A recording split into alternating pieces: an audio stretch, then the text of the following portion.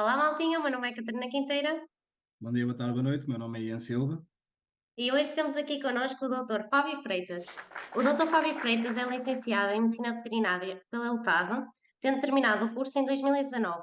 Interessou-se desde cedo pela medicina de animais exóticos. Tem duas pós-graduações em Medicina e Cirurgia de Animais Exóticos pela Forvetex e frequenta atualmente o doutoramento em Ciências Veterinárias na UTAD, onde vai desenvolver o seu trabalho na área também de animais exóticos. Durante o seu percurso académico e profissional, realizou vários estágios curriculares nacionais e internacionais, nomeadamente na Espanha e nos Estados Unidos. Sempre esteve ligado ao associativismo enquanto estudante e também como profissional, sendo que pertence a várias associações mundiais sobre esta área. Foi responsável pelo Serviço de Medicina de Exóticos do Grupo BRID, no Distrito do Porto, e atualmente é freelancer em animais exóticos na área do Porto e encontra-se a desenvolver a sua empresa. Tem também uma página de Instagram onde partilha muitas das suas experiências, páginas de colegas da área e eventos desta área de animais exóticos para facilitar o acesso à informação. Muito obrigada por teres aceito o nosso convite, Fábio, e espero que gostes muito de gravar, tanto como nós vamos gostar. Vamos ver como é que vai correr. Olá, boa tarde a todos. Boa tarde aos dois. Antes de mais, muito obrigado com essa introdução pomposa. Quase que sinto que sou alguma coisa de jeito. Só para contexto, eu ainda só tenho 4 anos e pouco de experiência, está bem? Por isso é mais que o que parece. É muito, já é bastante, e de certeza que é inspirador para muitos estudantes que têm interesse nesta área, por isso Isto aposto também que demonstra que durante a universidade tiveste a fazer coisas, não é? Não é só depois da universidade é que a vida começa. Também é importante ver isso. Sem dúvida. Eu comecei desde o primeiro ano. Lembro-me porque tivemos uma apresentação da Associação de Estudantes de Medicina Veterinária e uma das partes em que tocaram no assunto foi, lá está, chamar a atenção que todos nós saímos com o curso. Quando somos recém-licenciados, o que nos diferencia são o que é que nós fizemos enquanto tínhamos tirado o curso. Por isso, sim, muito. Agora nota-se o trabalho que se foi desenvolvendo durante o curso. Agora, claro que isso teve os seus percalços e os seus inconvenientes, mas lá está, é como se costuma dizer, o curso é para se ir fazendo, eu não atrasei em nada propriamente dito, ou seja, fiz no tempo que era suposto, mas nunca em tempo algum fiz como manda a regra, ou seja, deixei sempre uma cadeira ou outra para trás, fui a todos os exames, recursos, como qualquer bom membro do associativismo. exatamente, fizeste todas as etapas corretamente. Olha, vamos começar aqui com um jogo para, para quebrar o gelo, não é? Já que não nos conhecemos, então vamos nos conhecer melhor aqui a partir deste jogo. Vais-te imaginar como um animal, ok? E depois tens que dar 3 pistas de que animal é. A Catarina tem 2 tentativas, eu também tenho 2 tentativas. E no final, gostaríamos que, se for um animal que achas que o público não tem muita noção, que fales um bocadinho do animal e que também que digas o porquê de escolheres esse animal para te caracterizar. Ok, vamos Estás ver como é que isto vai preparado? correr. Estou preparado. Atenção, isto é tipo o quem quer ser, o quem quer ser, quem quer ser. O quem é quem. Ou seja, eu vou dizer as perguntas das mais ambíguas até às mais concretas, correto? Pá, Não, só dás 3 pistas. Só podes dar 3 pistas. Ok, ok, acho que já sei mais ou menos. Ok. força, Vamos força. lá. Primeira pista é uma ave, Já como é óbvio, suspeitávamos. como é óbvio.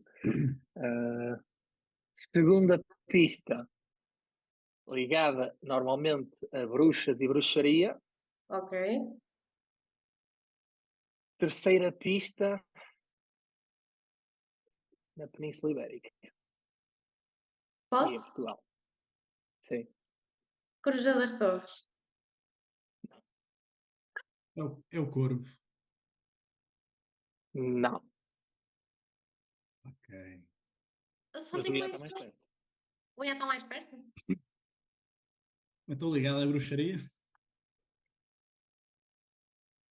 Ei, pensei que era para as Ela corujas. pensou em bruxaria de Harry Potter, não em bruxaria Pois, pá. ibérica. Não, pensei em bruxaria mesmo, porque normalmente o pessoal tem ganda mito sobre as corujas.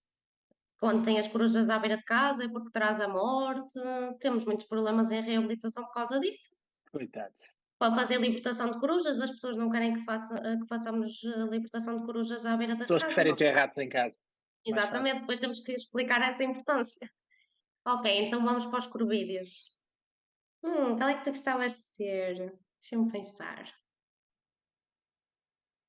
Ok. Agora, Um agora gaio, tenho,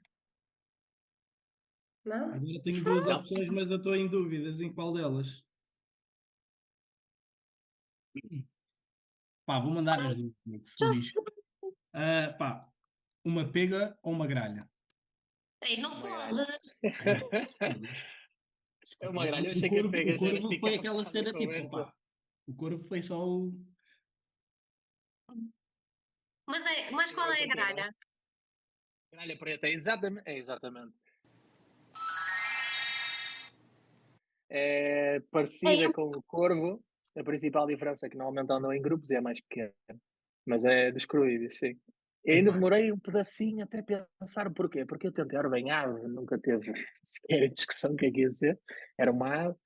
E depois ainda pensei papagaios e coisa assim. Eu, não, isso é demasiado fácil. Tenho que ir para uma coisa um bocadinho mais complicada. opa, eu ia ser E lembrei, gralha, mas como ele disse corvo e tu disseste estava perto, eu fiquei tipo, também não deve ser gralha porque é muito perto. Mas certo. pronto. Até Agora pensei que porquê? fosse. Yeah, porquê? Porquê? Porque, primeiro, porque é uma ave social, uma ave de grupo, e eu, felizmente, considero uma pessoa que depende muito das pessoas que estão à minha volta, daí o associativismo. Depois, considero-me um tagarela, as gralhas também são, não são propriamente como as, sei lá, não são como as aves canoras, não são propriamente conhecidas por serem grandes cantoras, mas imitam um bocado tudo. E eu considero-me que também tenho alguma capacidade em adaptar bastante bem. E sou tagarela. E depois outra coisa é que, lá está, é uma gralha, é um corvídeo, sempre foi daquele tipo de aves que eu achei sempre piada porque nunca ninguém lhes dá o crédito porque têm sempre uma associação mais negativa, são todos pretos, não tem piada nenhuma, e foi no fundo por causa disso. Ou seja, eu, apesar de ser uma pessoa que gosta de ir falando, também não gosto assim tanto de holofotes. É um Opa, bocadinho por aí. muito fixe. olha, ainda bem que Olha, isto está a ser gravado, porque a Catarina, que é supostamente especialista de aves, aqui de nós os dois, não é? E fui eu que assustei. Já estou a porque ver que isto agora vai entrar uns episódios a ouvir sempre Vai uma ser, vai tacada. ser. Isto agora vai Vai, ser cheio de Catarina. Baixa a bolinha que o pai está aqui, está bem? sabes que eu pensei que ele fosse um bocadinho fora, né? Eu disse o gaio por causa dele também ser tagarela. Atenção, portanto, não A primeira inventes. coisa que ela se lembrou, não é? O que é que pode ser possível uma ave para te caracterizar tem que ser tagarela, não é? Nem sequer foi tudo o resto que tu estavas a dizer. Olha, Não, mas eu isso disse a bate certo. coruja primeiro, nem Isso bate inventes. completamente certo. Aliás, eu tenho alguns aqui em casa um papel dos meus amigos, dos meus colegas da primária, e das coisas que mais lá aparece é tagarela, chato, falador, por isso está desde a raiz lá escrito. Pá, veio contigo isso já. Vem no pacote. Não dá para tirar. Pá, mas eu achei muito fixe foi o fato de mencionares que é uma ave da Península Ibérica, não é? Gostei. Por Não, acaso, toda a vou-te ser gente se lembra sincero, já dos estava à papagaios espera assim, do. eu sou ibérico. Já, estava à espera, tipo, pá, o gajo vai falar de uma ave, que eu já estou lixado, né? E vai ser uma ave exótica. Eu já estava mesmo tipo, opá, eu não sei quase nada de aves exóticas. Eu já estava mesmo tipo, pá, pronto, já falhei nisto. É o lado da Tiveste sorte. observação de aves a falar mais alto. Já. Eu por acaso estava à espera que tu escolhesses, assim, autóctone, por acaso estava. Mas por acaso pensei mesmo que ias para as corujinhas, mas também faz sentido muito a explicação que tu disseste. A minha outra opção era um canário, mas eu dificilmente me estava a ver como é que ia conseguir ligar com o canário, porque o canário também acho mais piada, eu sou mais de passeriformes. Cantas bem? Eu não, quer dizer, acho que não. Pá, queres fazer aí uma audição?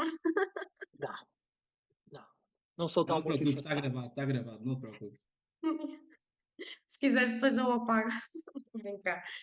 Olha, estás preparado para as perguntinhas dos nossos participantes? Bora. Ora bem, tivemos aqui uma pergunta do Daniel Ferreira que pergunta quais as doenças que mais aparecem nos psitacídeos em Portugal? É assim, essa pergunta temos que dividir em duas partes, pelo menos. Uma, citacídeos de companhia, e outra, citacídeos de coleções, ou de núcleo zoológico, como preferirem chamar. Se falarmos em Espanha, núcleo zoológico ou coleções, aqui se calhar dizemos mais criadores. Em aves de companhia é mais a minha praia, são o que eu vou vendo mais. Sim, sim, as coisas mais simples, desde tudo que é transtornos comportamentais, regra geral, associados a mau maneio ou a falta de informação, falta de conhecimento em relação à espécie em si, e depois associado a isso vão bastantes coisas. Depois, intoxicações, também tem uma grande percentagem, quer seja por metais pesados, quer seja por coisas que comeram que não deviam, quer seja por aerossóis, também já aconteceu. Mais coisas. Obesidade tem que estar no topo, Não. porque mas isso nem é uma questão de psitacídeos, isso é uma questão dos animais de companhia, com a antropomorfização de todos os animais e querer torná-los humanos e tratá-los como tal. E pronto, temos que respeitar até certo ponto a biologia de cada um.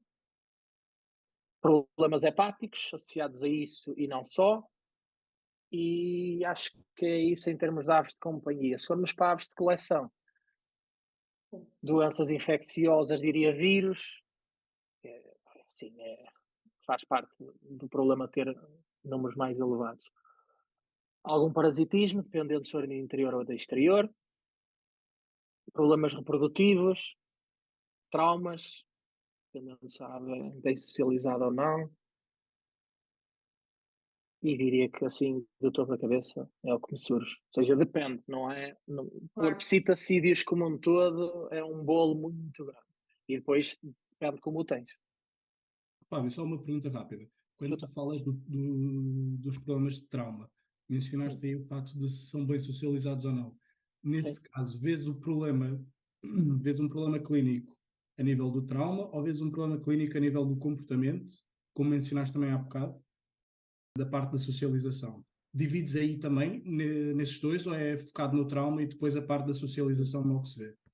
Isso é, pronto, a parte da medicina veterinária, da medicina, nem da veterinária. Temos que abordar as coisas consoante o grau de gravidade, o que é que neste momento vai pôr em risco o animal. Naquele momento, muito provavelmente o trauma. Agora, o trauma pode ser uma manifestação de um problema maior. Olha, posso dar outro exemplo, pode aparecer uma ave politraumatizada, ou simplesmente com alguma coisa partida, só um trauma, por uma coisa tão simples como um corte inadequado das primárias, que ainda se vai vendo, embora não seja grande facto. Agora, uma coisa é o estabilizar e conseguir pôr as coisas do ponto de vista médico bem e tentar recuperar a ave na medida do possível, dependendo do que se passar. Agora, não posso descurar de medida nenhuma o porquê que aquilo aconteceu. No caso de aves de coleção, eu sou grande apologista e cada vez mais tenho visto isso no ponto de vista da cria e recria de psitacídeos, que dentro do possível as aves têm que estar ou devem estar bem socializadas com os tratadores e com as pessoas que lá estão, e depois se entrarmos para a parte delas estarem com os comportamentos típicos da espécie, aí já é um mundo completamente diferente. Ou seja, tens que abordar tudo direito, não é só tratar aquilo, porque senão não estás a fazer, do meu ponto de vista, uma medicina correta. Tens que tratar todas as fases. Ou seja, eles vêm por uma coisa, mas tu podes apanhar muitas outras, ainda por cima em consultas de exóticos, a maior parte do tempo nós estamos a falar e é uma dinâmica diferente de uma consulta, para ser mais simples, de cão e gatos. Se falarmos com outras espécies, ainda é pior. Há coisas, por exemplo, em medicina de coleções pode ser mais parecido com outra vertente. Yeah, precisamente. Essa parte de. Isso aí, o que estavas a referir da parte da consulta, estás quase como se fosse a educar os próprios tutores dos animais para alguns aspectos que são importantes para prevenir possivelmente futuros traumas, por exemplo. Eu acho que não está quase, eu acho que está mesmo a educar, meu. Tipo, vamos dizer os nomes. Sim, Tipo, mas quando tu falas vais em ali e tu vais, coleções, tu vais para aprender e educar e ensinar. sim, mas quando falas em coleções, estás a falar de pessoal criador, que muitas vezes já estão nessa área há muitos anos e que não é propriamente fácil chegares tu como médico veterinário e dizes assim, olha, o trabalho que você está a fazer não é bom. E ela, mas resultou Não, aqui até agora. Deve ser não é por aí. complicado. Eu percebo e olha, muito bem dito, porque normalmente pode ser daqueles primeiros entraves que tens, ou primeiras barreiras que tens a passar com um criador. É precisamente perceber isto, cada macaco no seu galho. Eu sou médico veterinário, sou ou especialismo, não se bem que a especialidade tem outra palavra, tem outra definição, ou seja, o meu trabalho é tratar a parte das doenças em si.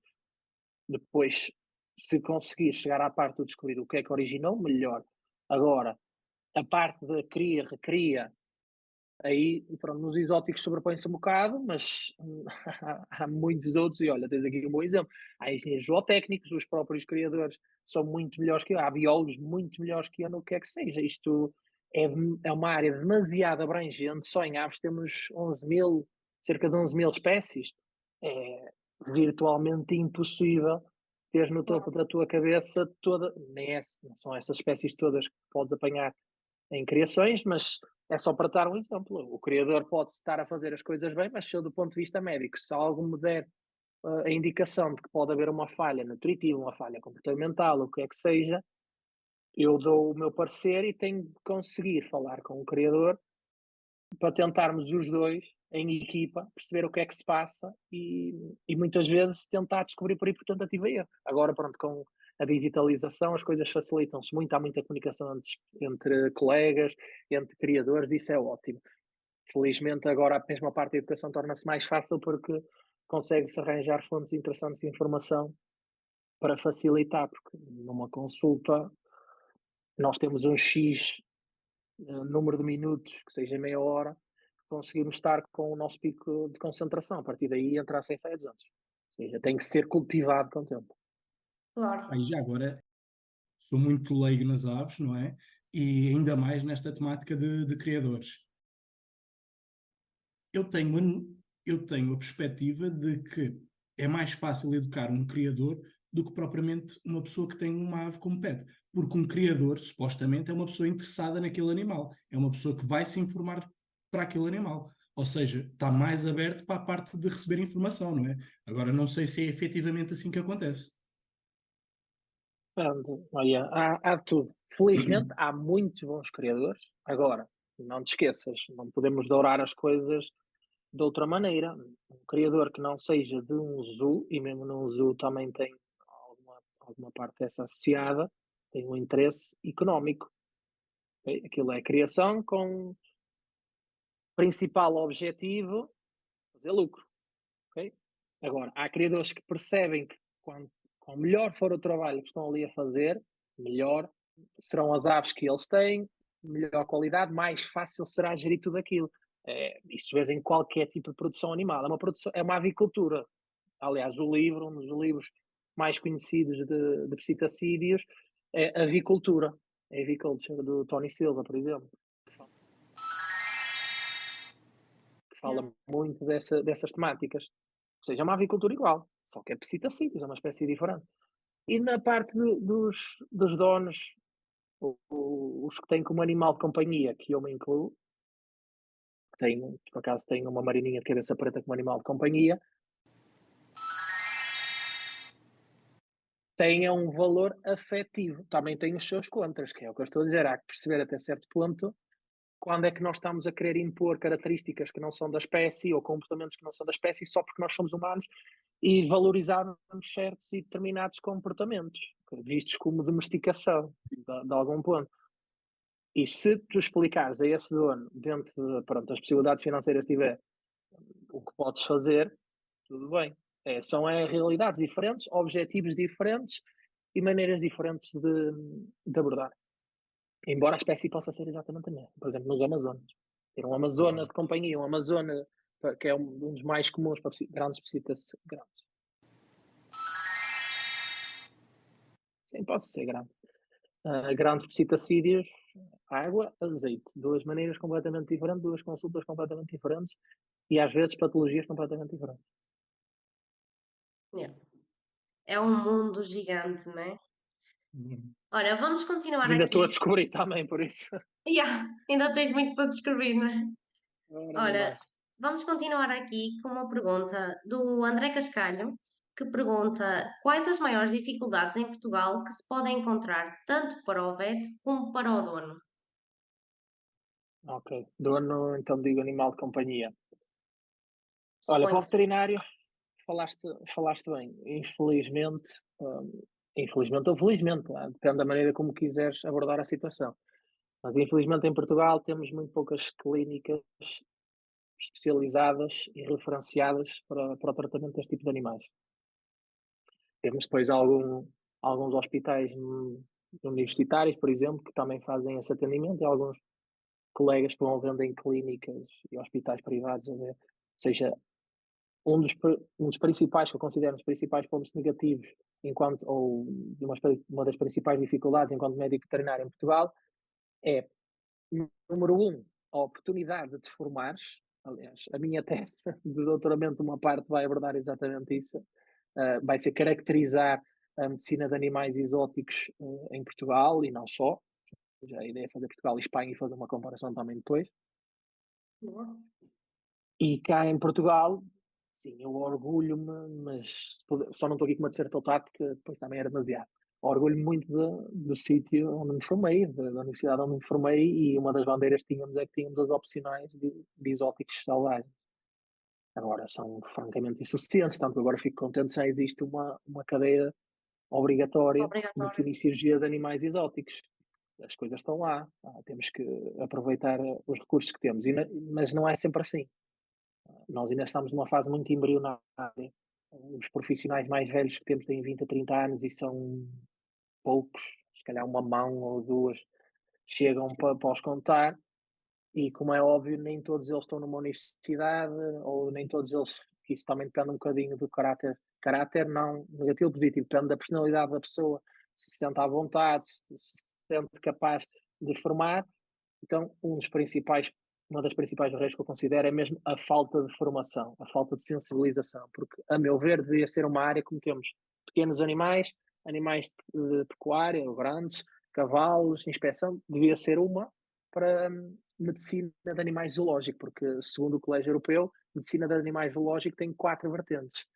Temos Yeah. a de animais selvagens, aves, herpetologia e pequenos mamíferos.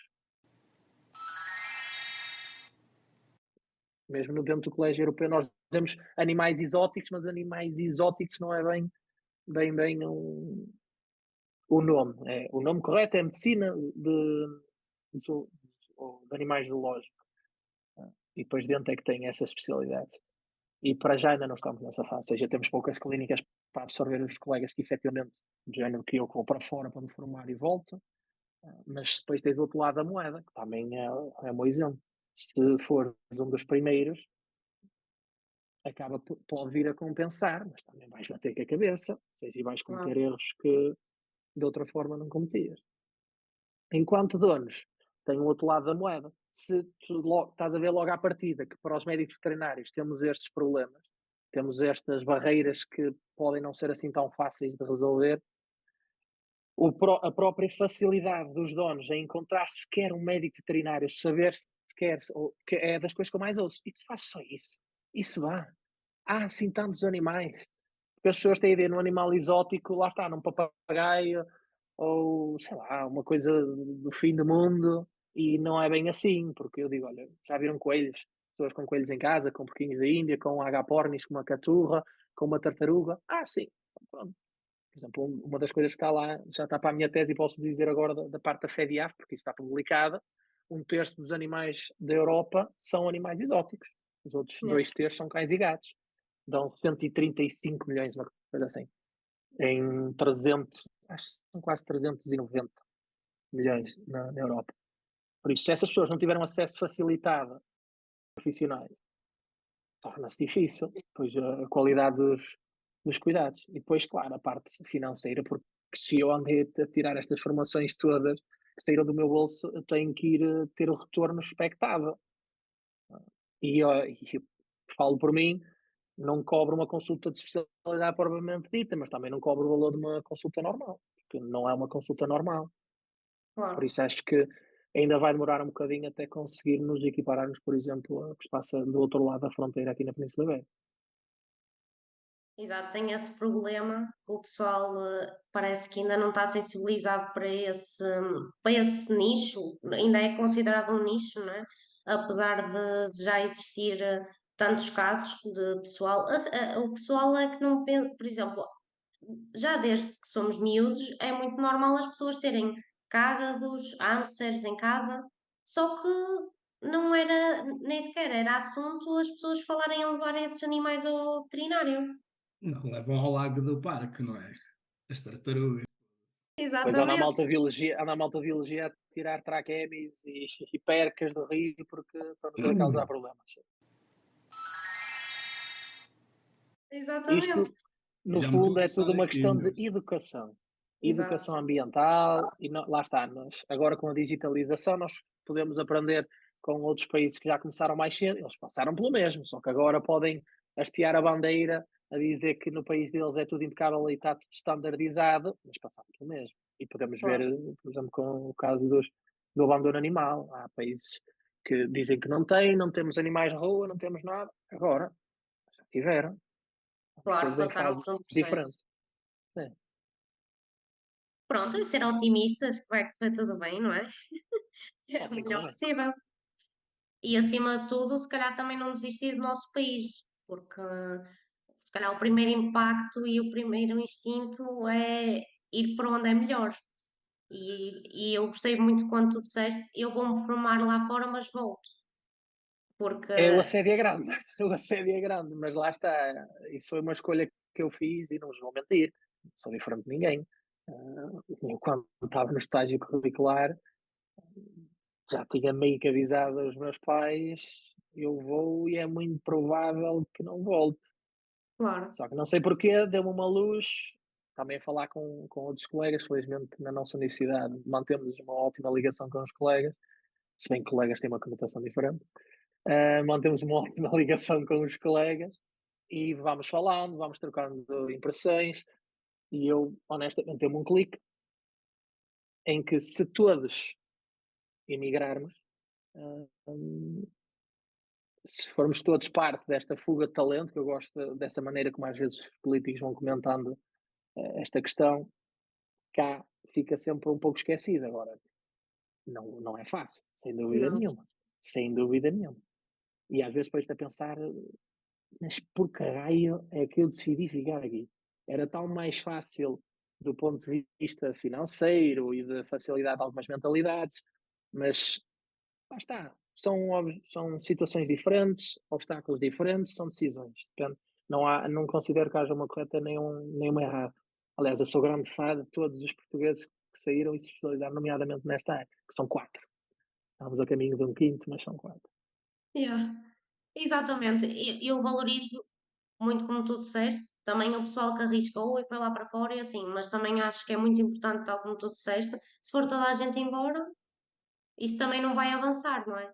Alguém tem que abrir o caminho para as novas gerações também poderem ter essa oportunidade de escolher, de facto, quero ficar aqui ou quero ir para fora, o que é melhor para mim? E não do género as pessoas sentirem-se todas obrigadas a sair porque é o melhor financeiramente e pronto, de reconhecimento. Acho que é por aí, mas pronto. É isso, estás a ser dos pioneiros a abrir caminho. Vai Já, abrindo para já mim, muitos fizeram vai, vai. antes, já muitos fizeram antes. Só que lá está, nós é que não. Aí está, uma questão das universidades. Nós não tivemos foi contacto com eles. Mesmo eu dizia isto muitas vezes e cheguei-te a dizer a ti. Conheço mais colegas espanhóis que colegas portugueses. Agora, Yeah, felizmente, um ano depois da última vez que tivemos esta conversa, a situação é diferente. Há outros colegas que andaram a batalhar a boa luta durante muito tempo. Só que lá está, agora a digitalização facilita. Tão simples quanto isso. olha, temos aqui também uma pergunta da Débora Melotte, não sei se é assim que se diz, peço desculpa, que pergunta: qual o percurso pelo mundo dos exóticos? É assim um O bocadinho percurso ambíguo. académico. É assim, percurso académico eu acho que já disseste ao início, por isso não tem muito, nem, não sei se não vale a pena estar a abordar por aí, porque está bem explanado. E alguma coisa também podem perguntar na página ou ir ao LinkedIn, está lá tudo que eu ponho tudo que eu roço o obsessivo compulsivo e gosto de pôr tudo direitinho. Também há problemas, há malta com problemas. Agora, em relação ao percurso, ou seja, o que é que tens de fazer para chegar aí? Primeiro, não tem que ser, é o que eu estava a dizer em relação aos engenheiros zootécnicos. Eu, por exemplo, acho que eles têm, se calhar, se as coisas funcionassem tão bem como estão estruturados os cursos, provavelmente seria mais fácil ver engenheiros zootécnicos a trabalhar com animais exóticos, porque felizmente fazem, e gosto, e fazem um ótimo trabalho, do que veterinários. Ou seja, provavelmente são precisos menos veterinários do que engenheiros zootécnicos. Agora, a realidade depois acaba por ser diferente, infelizmente. Se nós soubéssemos explorar bem o potencial de todos esses cursos, e quem diz engenheiros zootécnicos, diz enfermeiros, diz biólogos, diz auxiliares, que agora também há cursos de formação para auxiliares de animais exóticos e de zoo. Ou seja, todas essas são possibilidades. Ou seja, não tem que ser tudo veterinário. O veterinário trata dos animais doentes, ok? Ou evita que fiquem doentes. As outras profissões tratarão de outra parte. Quem quer vir para a veterinária, mentalize que muito provavelmente vai ver animais doentes. Ok? Se não Claro. queres ver animais doentes, tens algum problema, não há problema. Eu tive quase para seguir para a biologia. E só não foi para a biologia porque, na minha inocentemente de jovem, nem adulto era, isto é verídico. Eu pensei, ora bem, eu estou indeciso entre medicina veterinária e biologia. Eu vou tirar veterinária porque são mais anos e a média é mais alta, por isso deve ser mais difícil. E quando acabar a veterinária, tiro biologia. Não. Agora, estou numa área que precisa de muita biologia. Mas lá está, precisa de muita biologia amadora, porque depois os biólogos cá se encarregam da sua parte. Por isso, primeiro, há que escolher um ramo da parte que todos os profissionais, imensos profissionais, trabalham com animais. E neste caso, com animais selvagens, exóticos, ok? Ou animais de companhia não convencionais, como quiserem dividir. Depois, agora felizmente as universidades já vão tendo essas cadeiras. E aí vamos pôr em contacto com as realidades. E depois podem ver se é para vocês se não é. A universidade é a altura perfeita para ir experimentando, ir acompanhando colegas da área e ver se identificam com a área. Depois disso, assim, num mundo ideal, eu adorava que as universidades dessem a bagagem necessária para começar algo assim. A minha não deu. Vou ser franco, eu tive 3 opcionais de exóticos, só que tive de anatomia de exóticos e selvagens, em que foi dissecar um grão da Manchúria. Está lá nos esqueletos da Otávio, no Museu dos Esqueletos, e acho que ainda teve no Museu da Maia, exatamente. Fisiologia não tive depois patologia e estou-me a esquecer de uma, eram 3. Ou seja, são coisas que depois, no ponto de vista prático, não me deram grande ajuda. Mas agora existe essa possibilidade, por isso a ideia é seguir uma dessas profissões, conseguir, se puderem, se já agora souberem que é uma coisa que ambicionavam fazer e têm isso bem definido, tentar escolher uma universidade que tenha um bom currículo nessa parte. Ou seja, não verem só a parte geográfica, agora, isto é no mundo ideal, porque às vezes, pronto, também não estamos num país propriamente em que andamos assim tão à larga quanto isso, temos que ter em conta outros fatores. Mas a ideia é essa. Depois, sair da universidade, atualmente ainda é necessário ter algum tipo de formação, e olha, li este artigo hoje, por causa da TED. No Reino Unido ainda continuam a falar disso, que existe ainda necessidade de aumentar a formação e o contacto dos estudantes com este tipo de medicina, e mesmo depois de aumentar o número de cursos e formações e eventos para os profissionais já formados terem este contacto para se sentirem mais confiantes a tratar estas espécies, ou pelo menos surgir o interesse. Como vocês podem ver, eu alargo-me um bocado na resposta.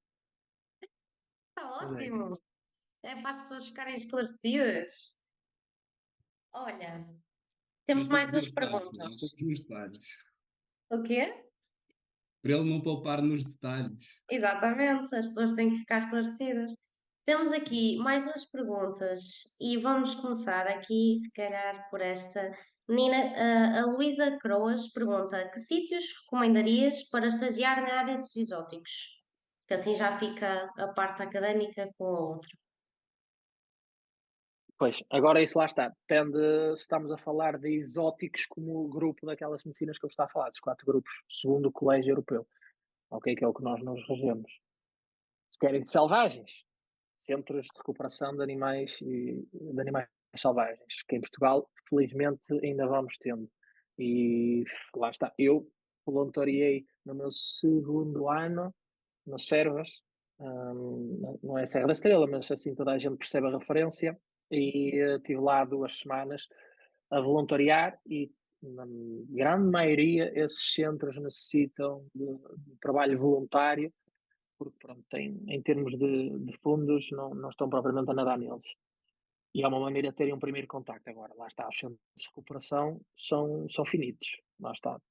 Por isso tem que ter sempre uma ideia que a parte de selvagens pode-vos parecer desanimadora, mas insistam. A minha afilhada, por exemplo, entrou em Castelo Branco, apesar de ser e ela é mais nova que eu, 2 anos, e conseguiu e ficou lá e está felicíssima. E o único Sucesso. especialista de colégio europeu que temos em Portugal é na parte dos selvagens, ok? Por isso o Dr. Nuno. Por isso os outros emigraram, estão lá fora, ficaram lá fora. O único que temos em Portugal está na parte dos selvagens, por isso é um bom indicador. Depois, se quiserem tudo o que é animais de coleções, de zoos, vamos agrupar assim, e de companhia, animais de companhia, aí já têm que ir ou para um zoo e acompanhar o trabalho deles e perceber como é que funciona isso, ou então para uma clínica de animais exóticos, de preferência, 100% de animais exóticos. Dentro do possível, saiam do país, aprendam qualquer coisa, vejam o que é que se pode fazer quando a realidade económica do país facilita, e não só económica, a mentalidade, facilita o trabalho e depois tentem trazer esse conhecimento. Porque o conhecimento vai-se partilhando, vocês vão trocando contactos, conhecendo pessoas, e depois também que mantenham sempre os pés na terra, façam sempre um estágio, um voluntário em algo cá, que é para também saberem quais são as realidades e quais são os desafios e quais são as perguntas que de momento precisam de resposta no nosso país. Claro. Agora, a lista para isso há várias associações, é como eu vos disse, associações mundiais das várias áreas, elas estão divididas conforme as especialidades, ou seja, há de pequenos mamíferos, há de aves e há de répteis e anfíbios, que é da herpetologia, e há também a de zoos e aquários.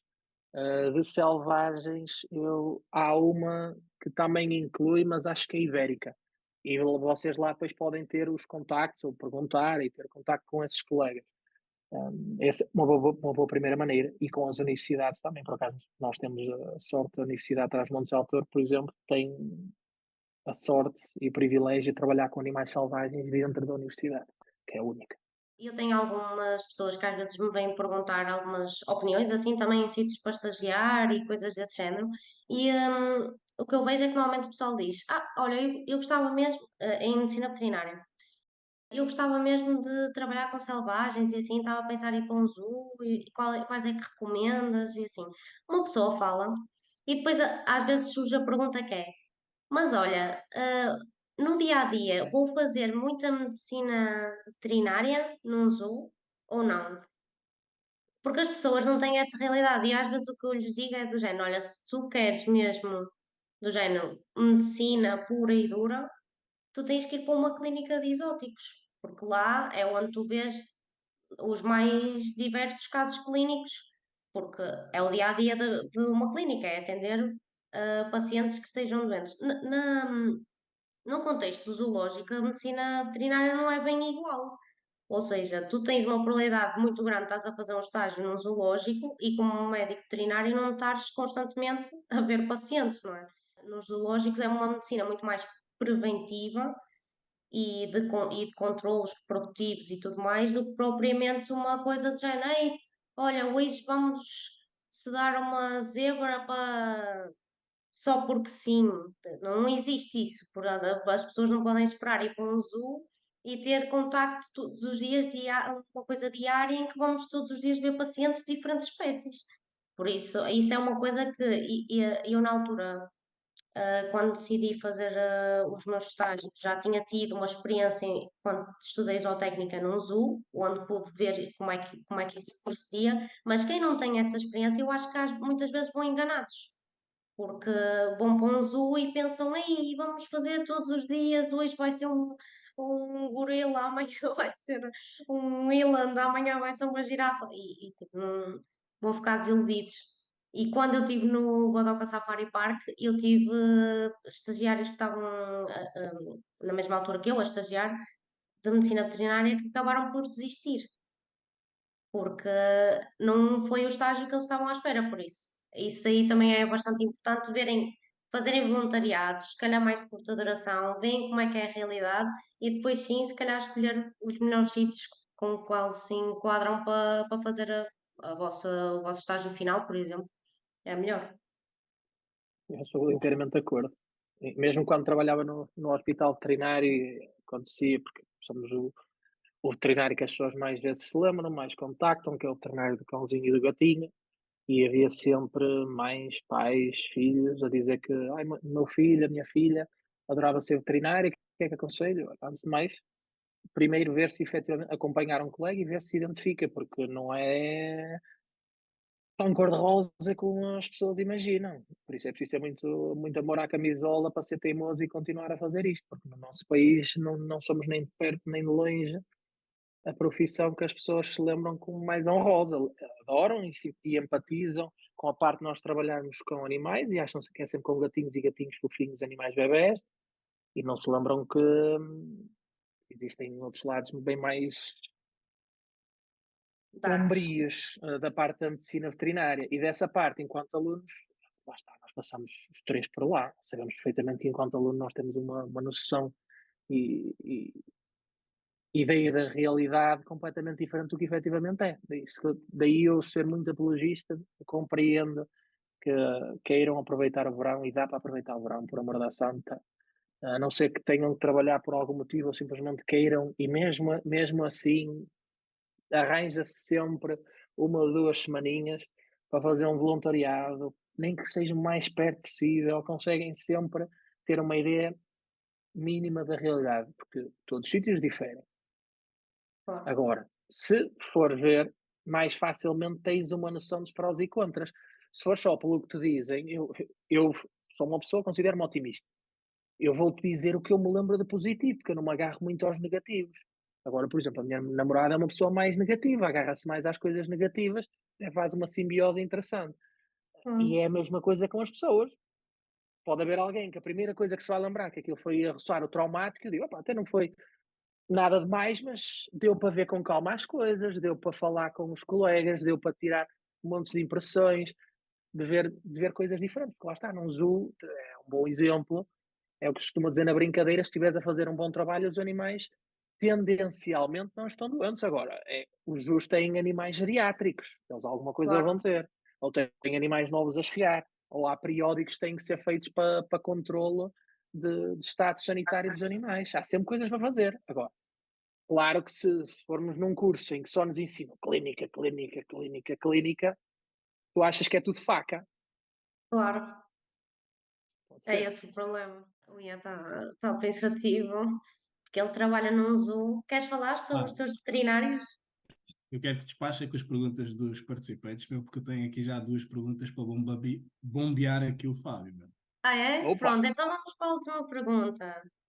Temos aqui o João Leal, que pergunta: como é possível haver aves da espécie Sarapantã gálicos a sobrevoar a zona do Porto?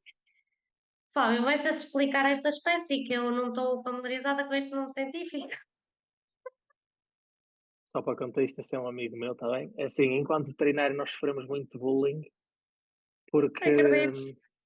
Sarapantã, eu acho que vocês chegam lá sozinhos enquanto vão portugueses, mas meus próprios pela originalidade no nome científico. Porque é como eu vos digo, como veterinários sofremos de bullying, porque estamos na nossa vida enquanto jovens, enquanto universitários, e levamos com um selo, mas um selo na cara toda, como está agora a publicidade da era, passas a ser o veterinário. Já nem é o Fábio, é o veterinário. Estamos, É um sei doutor lá, exótico. entre amigos, não, mas isso é agora, o doutor exótico ainda é pior. O doutor exótico ainda é pior. Mas enquanto universitário, às vezes estávamos em saídas entre colegas, com malta felizmente eu tenho um grupo grande de amigos em Passos Ferreira e vamos mantendo unidos e vamos sendo chatos uns com os outros e fazemos passar assim uns momentos engraçados. E a primeira coisa que às vezes nos acontecia era, pá, isto é o Fábio é veterinário. E a partir do momento que dizem que há memes sobre isso, o Pérolas e outras páginas de sátira em relação à veterinária, está lá explanado direitinho. Porque passas a ser veterinário. E Yeah. depois como costumam dizer, que é outro estigma, que é, pá, não tens cara de quem é de exóticos, porque o exóticos é sempre uma pessoa alternativa, meio maluca, meio Neste que hippie, tem que ser arrastas. uma coisa assim de género. É, Yeah. tal e qual, dizem isto, tu não tens rastas, não tens piercings, não tens nada, tu não, pareces muito Yeah. betinho para ser de exóticos. Depois tem essa coisa, essas brincadeiras surgem depois de comentários que eu já tenho pouco filtro, e às vezes sai-me uma coisa desse género, como sei lá, estou a ver aqui qualquer coisa, que há mochos de orelhas, essa é uma coisa que eles me deram cabo da cabeça para eu ter dito uma altura. E por acaso não eram sapos parteiros, mas olha, aprendi. Gravei som e aprendi. Como sei lá, eu tenho na minha caricatura da universidade uma coisa que diz franga d'água bastarda. Porque eu fui com uns colegas da minha casa e bons amigos, fomos visitar um dos nossos companheiros de casa, que é da terceira, Grandilha, e eu no lago apanhei malta que estava a fazer observação de aves e eu por acaso tinha a minha máquina e tirei uma fotografia e pareceu-me ter visto uma franga de água bastarda, uma espécie rara, uma coisa louca, e não, era um juvenil de galinhola, uma coisa banal. Ou seja, há muitas histórias assim, e os meus amigos, bons amigos que são, quando a pessoa faz publicidade a uma coisa que vai fazer e que nunca fez, eles tratam de estar lá para ti, fazem perguntas para dar Exatamente. conteúdo de qualidade.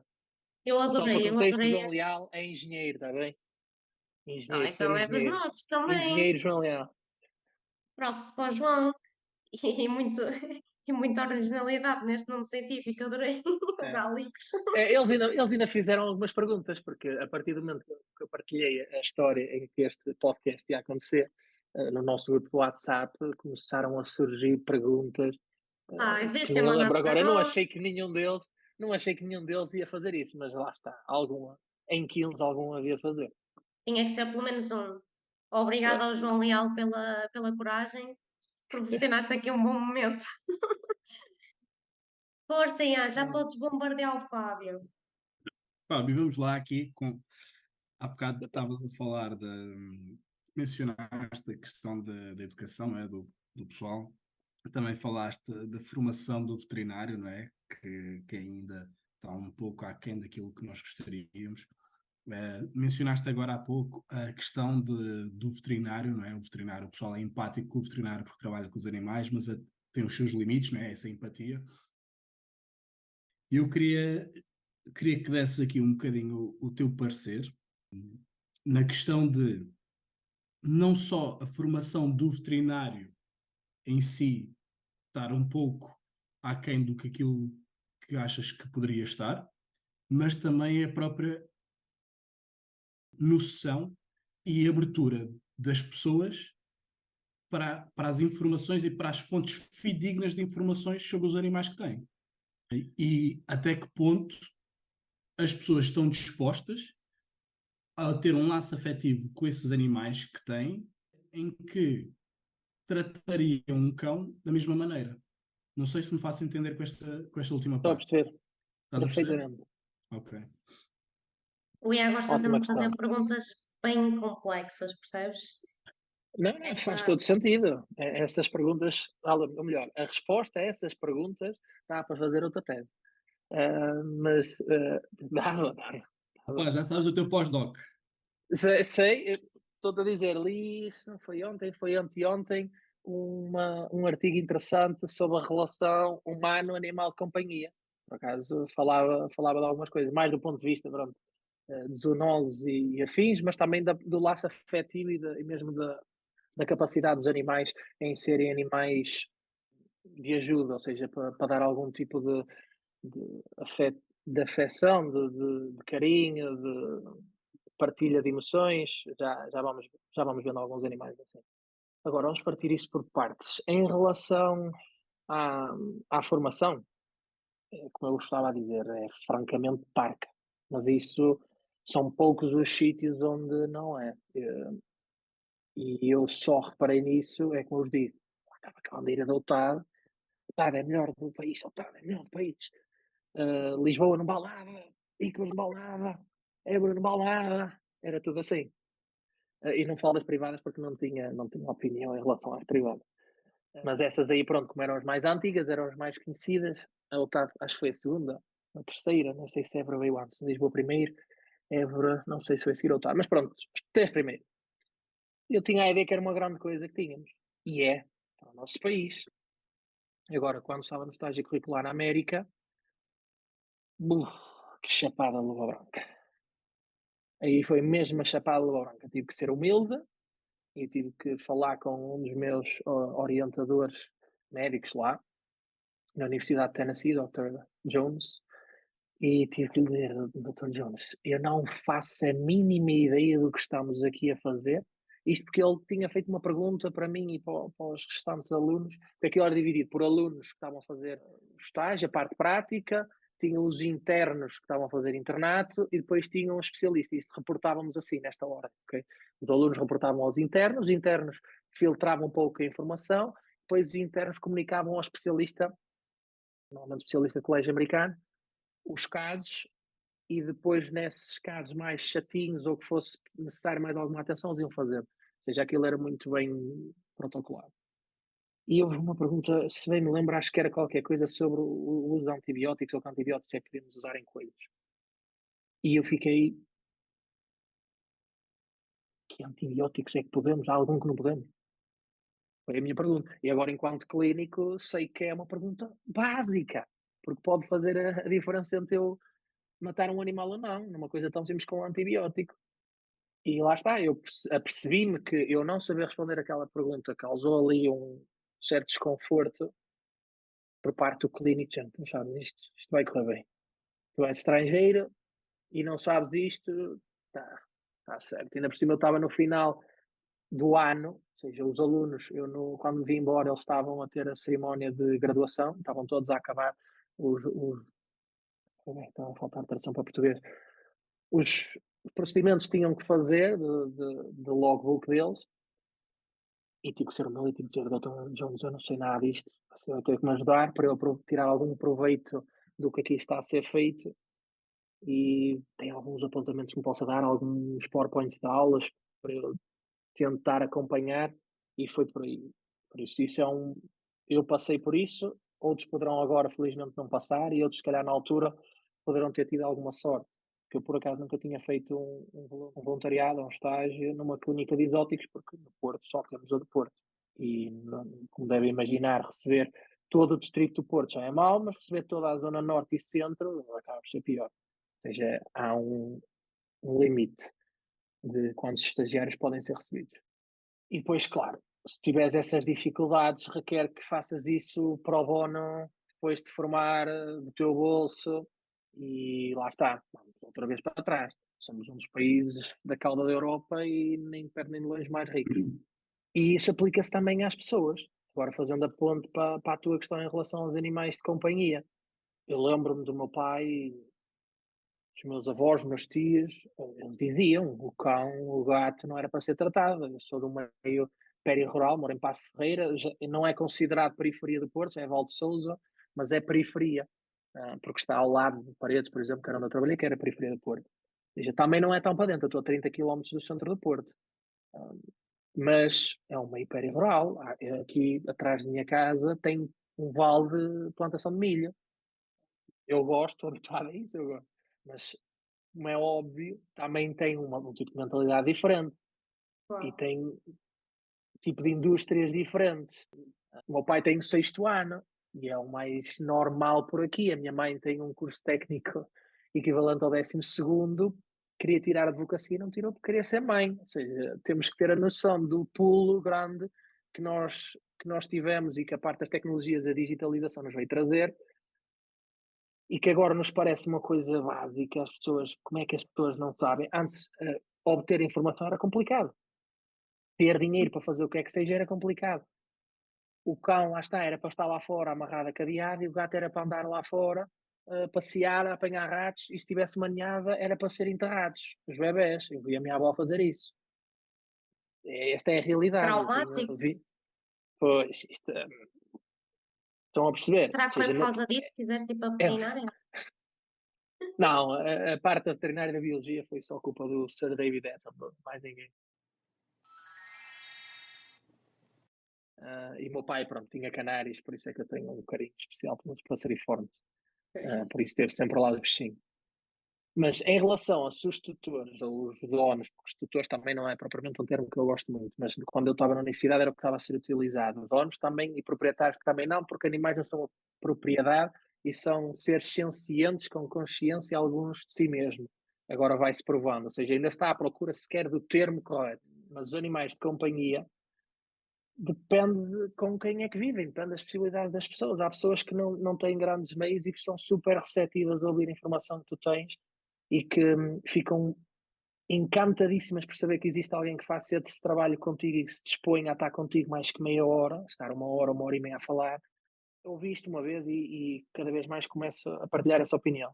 Foi, nós devíamos ser contactados antes de teres um animal exótico, não depois, que é para te preparar para o ter, da mesma maneira que os JUS fazem essa preparação para receber uma espécie diferente, depois podes confirmar. E é um bocadinho por aí. E se nós fazemos as neiras, mesmo com cães e gatos, as pessoas, de uma maneira que ainda há muita coisa que tem que ser melhorada, imagina com estes animais, que as pessoas não estão preparadas, é relativamente recentes, agora é mais fácil terem contacto, depois fazer as acomodações em casa pode não ser tão simples assim, depois tem a questão do valor. Às vezes dizem, uma consulta, o meu H-Pornis, eu paguei menos por ele do que o valor da consulta. Mas é assim, eu não sei quanto a vocês, mas eu tive a minha cadela, tive de graça e faço o que puder por ela.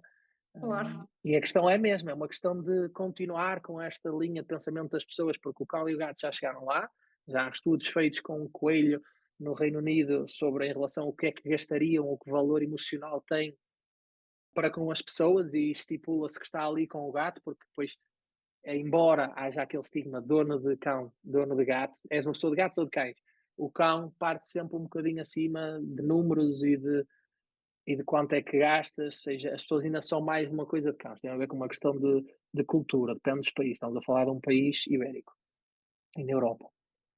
E nestes animais vai acabar por seguir esse caminho na mesma.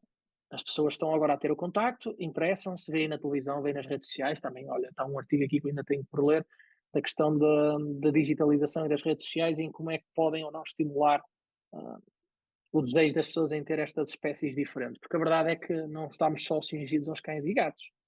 Há outros animais que podemos ter connosco, partilhar uma casa, ter uma relação, uma simbiose, e não só um cão ou um gato.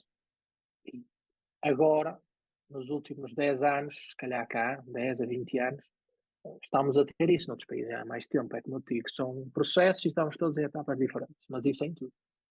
As pessoas, algumas estão receptivas, outras nem por isso, outras acham que já sabem tudo, outros simplesmente que não podem, não estão com cabeça porque estão mais preocupados é que o bicho está mal, sentem-se mal, dificilmente lhe entra a informação e não sabem como é que vão fazer. Isso em répteis, por exemplo, acontece imenso. Olha, o Centro de Exóticos do Porto, Centro Veterinário de Exóticos do Porto, fez um estudo, eu lembro que estudei isso há para um ano ou dois, vi o artigo e adorei, com a Leonor da Exoclinic também, sobre, acho que o título era qualquer coisa como répteis estamos a cumprir as suas necessidades, e tinha a ver com isso, se as pessoas tinham sequer a noção que estavam a não cumprir com as necessidades básicas desses animais, e se tinham sequer a noção de que comportamentos é que eles têm, é que eles manifestam para nos dizer que alguma coisa está a correr mal, e não é assim tão animador quanto isso. E é um estudo em Portugal. Claro. Por isso, há todo tipo de pessoas, há todo tipo de situações, e falo o maior estigma que nós temos enquanto médicos veterinários. Nós estamos veterinário porque gostamos dos animais. E até dizemos na brincadeira, eu também, nunca tipo a chorra para pessoas, dou-me com elas, mas quer ver. Mas a verdade, todos eles, mesmo em coleções, vêm com o humano. E nós temos que falar com ele mesmo. Então tem a ver com cultivar essa relação, aprender a comunicar, aprender a falar os diversos tipos de pessoas, saber quando desistir do género, hoje não está a passar aqui nada, tenho que abordar isto de uma maneira diferente. E isso não é só com os tutores, com os proprietários, é com os colegas, é com tudo. Nós, na nossa área, ainda temos muito para crescer e ainda não temos nenhum tipo de formação, para já que eu saiba, em comunicação, em tudo que Mas são soft devia skills. haver. Acho que E já vai, esse é o começam a tempo, vai ser um falar. tempo vai. Já Eu começam a tirei um falar. curso de soft skills na UTAP porque por acaso Também havia, era eu. mais direcionado para a malta de CC e foi muito fixe. Sobre gestão de tempos, gestão de equipas, falar em público, falar com pessoas, muito soft, mas lá está, soft skills. Muito softzinho, mas porreiro, gostei, foi até uma maneira para conhecer malta diferente. Mas nós precisávamos disso. Os enfermeiros de humana e os médicos de humana têm. E nós precisávamos ter exatamente as mesmas coisas, no meu ver. Dava bastante jeito, sim. Olha, carregando nessa última parte, não é? Humanos, queria lançar aqui a outra pergunta. Tu, no início, falaste de tratar os animais como humanos. Hum, Deixa-me só pensar aqui de uma maneira para não afetar pessoas mais sensíveis. hum. Eu ponho aqui um donutzinho vermelho, pessoal. Pá, que palhaçada é essa do pessoal tratar animais como humanos, meu? Se os animais são tipo, vou dizer a minha perspectiva. Eu, quando gosto de alguma coisa, eu gosto dessa coisa por essa coisa ser o que é. Eu, se gosto de um animal, eu gosto do animal como o animal é, não como eu quero imaginar o animal, não a dar características minhas ao animal, estás a perceber? Então, como é que podemos trazer ao de cima as pessoas reconhecerem mais os animais como animais, em vez de tentarem ver características humanas nos animais, de modo a criar a afecção aos animais só por causa dessas características humanas? Uma pergunta. Uou! E eu lembro-me de ver isto aqui, atenção, eu consumi aquilo, ou seja, consumi aquilo em miúdo, era a única coisa que me acalmava, segundo o que dizia a minha mãe, que eu também era um bocado tagarela e meio hiperativo. Felizmente na altura não era moda o diagnóstico de hiperatividade, senão estava Já tinhas. eu esquece, estava lá batidinha. E a única coisa que me acalmava era ver clássicos da Disney, as cassetes, estão famosas cassetes. E por acaso ouvi aqui isto já foi há bastante tempo, por isso posso estar a errar nos pormenores em si, mas a ideia base é que uma coisa tão simples como essa, nós, aqui os três somos millennials, por exemplo, a maior parte desses animais estavam todos humanizados, todos vestidos, todos a falar, todos a dar-se com humanos, ou seja, a ter uma vida de humanos. E já não vamos entrar naquelas teorias da conspiração da internet em relação à Disney.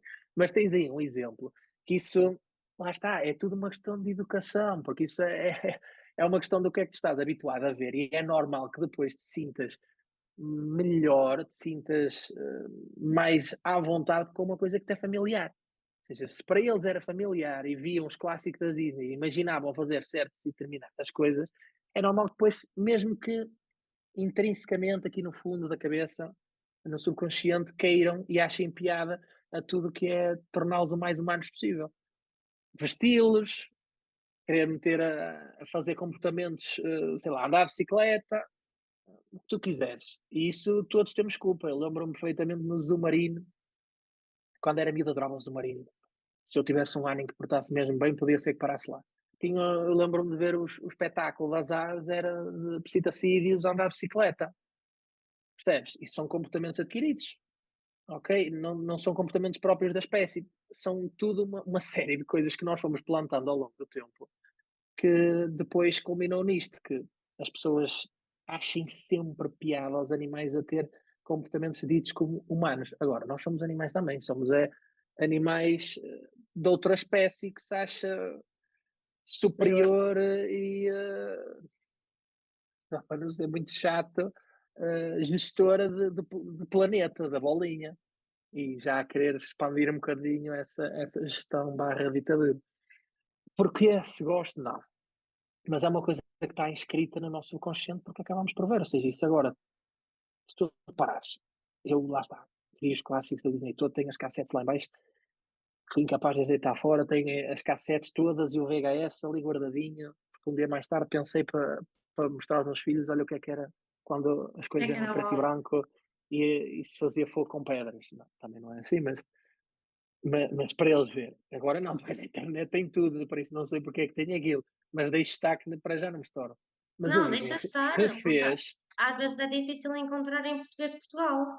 a Disney refez os clássicos. Eu lembro-me do Rei Leão, eu estava em pulgas, que era dos meus preferidos, e adorava a cena em particular do Timão, com um cesto de frutas na cabeça, a cantar o que é comer boa carne, Pula. venha cá, com o Pumba. Essa era a minha cena absolutamente favorita do filme todo. E cortaram-na do filme, pá. Fiquei danado. Eu quero dizer, já estamos a meter os bichinhos. Agora, pronto, são mais reais. Os Azul já vês perfeitamente como é que ele é. O Pumba não é um javali, não é um Yeah. javali propriamente dito, já é a espécie que tem que ser.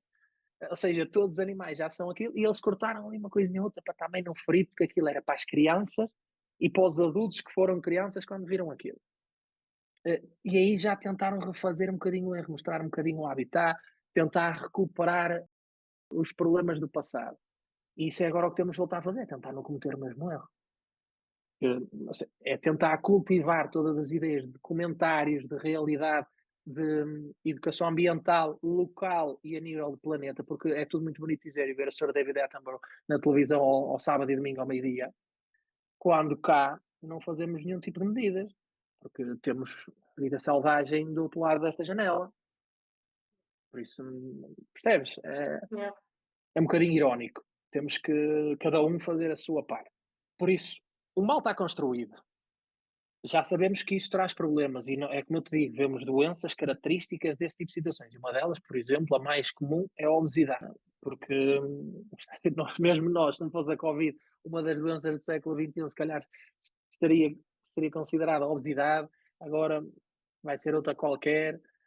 A própria Covid já abafou um bocadinho, já estamos virados para as pandemias, ainda bem que precisávamos. O que nos resta fazer agora é a longo prazo, é nós dizermos, nós estamos avariados do miolo, temos que ensinar os seguintes, que os animais são para ser respeitados, os animais são para manter os seus comportamentos, e eu ainda sou daqueles que acho que há muitas espécies que eu vejo que digo, ninguém devia ter isto.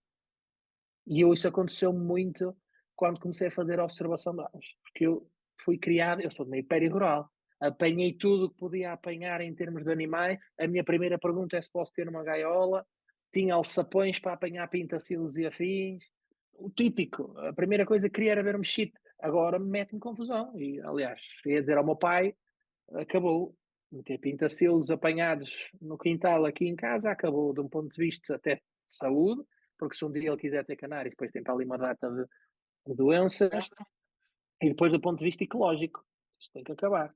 Depois eu sou médico veterinário, tenho a minha responsabilidade. Eu vejo todos os animais, independentemente de como eles estiverem, legais ou ilegais. Agora, ninguém se livra de um chazinho que tem que meter as coisas direitas. Eu vou dar o aviso, faz parte Claro. da minha responsabilidade. Okay? Não sou a polícia, mas é meu dever ético avisar esse tipo de situações. Agora, o meu primeiro dever ético é tratar dos animais, se puder. Lindo. Fábio, a pergunta gritante aqui é: qual é que é o teu clássico da Disney favorito? Também temos que saber. Hum. Olha, houve era um dos meus favoritos só porque eu não tinha essa cassete e irritava-me solenemente. Ia para casa do meu primo Paulo e queria ver sempre aquela cassete que era do Bernardo e Bianca. Eu lembro-me que adorava a personagem, que era um ratinho, um rato canguru australiano, e lembro-me que ele andava no chapéu de uma gaivota, às costas de uma gaivota. Esse era o meu preferido dos que eu não tinha. Depois dos que eu tinha, adorava Speedy Gonzales. Speedy Sério? Gonzales. Muito Speedy bom. Gonzales. Ou Marsupilami, que não é propriamente um clássico da Disney, é Yeah, de mas outro fica aí episódio. assim a referência. Fábio, estás preparado para a última pergunta? Vamos lá. A derradeira? Agora, tambores, Ian. Fábio, quão selvagem és tu? Eu sou um gatinho, esquece, completamente inocente. Completamente inocente. Um gatinho que ronrona e veste um casaquinho e está no ninho, não sai cá fora, só come patê de saquinha, fresquinho e deixe de comer se estiver seco. Não sou mais selvagem que ninguém, sou uma pessoa normalíssima, faço as minhas estupidezes Gosto de brincar, gosto de andar sempre que posso, a observar passarada e toda a vida selvagem que possa, eu gosto de estar com os amigos, normal. Se bem que eu costumo dizer que não conheço um veterinário fino, mas Um veterinário normal. quê? Fino, Ah, tudo maluco. faz parte, então, estamos enquadrados, não é? Faz parte Eu, bem, acho que e devíamos o Ian estudar não isso. é veterinário, mas acho que ainda, a nível disso, Vai ainda é dar ao pior. mesmo, trata dos bichinhos, vai dar ao mesmo. Bate mal, não é? Fábio, muito Entendeu? obrigada. Muito Olha, obrigada. muito Espero que obrigado. tenhas gostado. Opa, adorei. Nunca tinha feito nenhum podcast. Lá está, Ui, ouvi. nós fomos a tua primeira vez? Sim, era virgem. Ui, Era somos virgem. especiais. Selvagem. É. Ouvi, acho que para aí três, que foi para dar o apoio aos meus colegas da universidade que tinham feito um podcast e ouvi até ao fim, que era sobre piadas de universitário, e acho que foi a única coisa que eu vi. Eu nessas coisas tipo influencers, podcasts, já começa a fugir muito da minha cena. Apesar de ter a Mas, página de Instagram, aquilo não bate muito bem. Ou seja, não sou realmente eu, aquilo é um alter ego. Aliás, eu ponho poucas coisas, eu partilho, sou mais de partilhar informação do que sei lá, seguir. Olha, eu não sigo nenhuma figura pública. Não tenho, nem Ronaldo. Sou péssimo português nesse aspecto. E time Ronaldo, não Messi. Por isso, olha, isto para mim foi quando me perguntaram, e pá, um podcast. Eu nem sei como é que se faz um podcast. Eu ouvi e tenho yeah. a impressão dos 2 cromos dos meus amigos. Agora, se eles fizeram aquilo direito, não sei. Pá, espero que tenhas ficado mais fã e que Ok. comeces a ouvir o nosso também. Eu Para já ando a ganharmos ficar aqui farto um da ouvinte. rádio já, por isso posso ouvir no carro. Yeah. Para apoiar também amigos universitários, também é pelo mesmo fim, né? Então, De mas vontade. supostamente nós não nos conhecíamos. Oh, pois é, Pois esqueci. é. Oh, oh. Plot Vou twist. ter de cortar esta parte. Ora, pessoal, muito obrigada mais uma vez por terem estado aí. Se tiverem questões, podem sempre comentar, quer no Spotify, quer no YouTube, que depois nós vamos passar aqui alguma pergunta mais dirigida para o Dr. Fábio e nós vamos partilhar com ele e ele depois responde e nós partilhamos nas nossas redes sociais. Ian, queres mandar um beijinho às pessoas? Não, quero agradecer ao Fábio pela tua informação. Pá, é sempre um prazer falar contigo e gostei bastante das tuas respostas. Principalmente a da Disney, foi a mais empolgante. És muito mal.